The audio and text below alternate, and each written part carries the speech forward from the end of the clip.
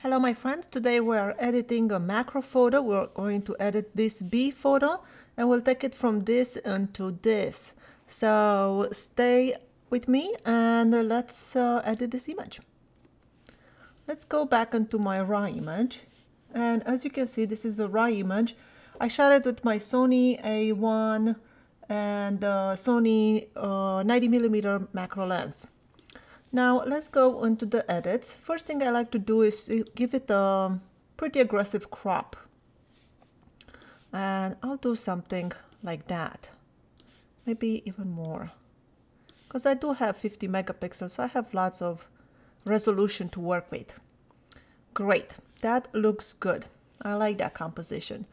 The next thing I want to do, I want to lighten up the bee a little bit. So for that, I will take advantage of the awesome Lightroom masking feature here, and I'll just go to select subject, and it did an okay job. It's not perfect, but we'll work on that in a second. And I will increase the exposure a little bit. Great. Now I want to deselect these parts here, because if you saw it, if I click O, it was not a great selection. So I'll go over here to subtract, make sure I pick a brush, and make sure the auto mask is checked. And now I just have to click here, and you see it kind of makes the selection. And this works for me. There you go. That is a better selection now.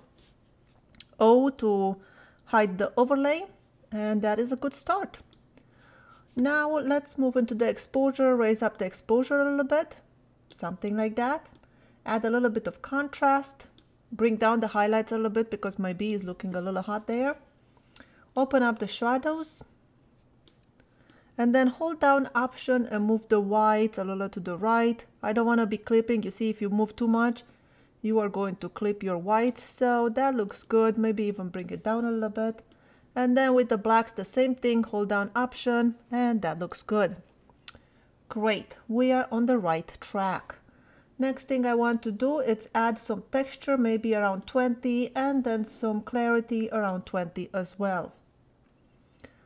Another trick I like to do every time I have images that have blue or orange, I like to go into the camera calibration and move the blue saturation to the right, increase the saturation of blue in the camera calibration, and that will make my oranges pop as well. Watch this. You see that? If I go all the way to the right, it really increases that saturation. So I will increase the saturation. But then I feel like my bee is turning a little bit too yellow. So I will go back to my mask of the bee over here and just take the white balance a little bit more towards blue. There you go. Now it looks like a more natural bee. Great. Next thing I would like to do is maybe add some sharpening. Not too much. So hold down Option and move this to the right. And make sure I'm only sharpening a little bit of the edges, and click Remove Chromatic Aberration and enable Profile Correction. So far is looking great. I want to darken a little bit of this coneflower just so my eye goes more towards the bee. So for that I will, let's see, zoom out even more, something like that. And then I will use another mask. So click here, create new mask, and I will use a radial gradient. And I'll just create a oval gradient, something like that, and bring down the exposure. There we go. Just a little bit, maybe of the highlights. And then I can even move it lower. And that looks great. Go back to fit to screen. Now I want to take this image into Photoshop and give it even a little bit more sharpness.